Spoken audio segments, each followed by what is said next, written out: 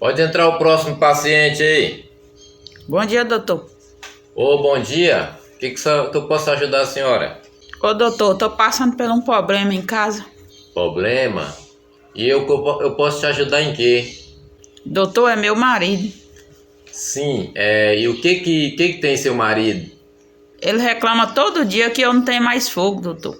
Ah, sim. Não, é o seguinte, então eu vou ter que pedir para a senhora uns exames para nós ver o que está acontecendo com a senhora para resolver esse problema. Que exame, doutor? Não quero saber de exame, não. Então a senhora quer que eu faça o quê? Doutor, eu vim aqui pra você me dar um isqueiro. Ô, dona, e em que o isqueiro pode te ajudar? Isqueiro não é estimulante sexual, não. Eu sei. E para que você quer um? Pra mim pôr fogo nele, que eu quero ver ele falar que eu não tenho mais fogo. Eita! Sendo assim, então? Esse daqui serve? Sério.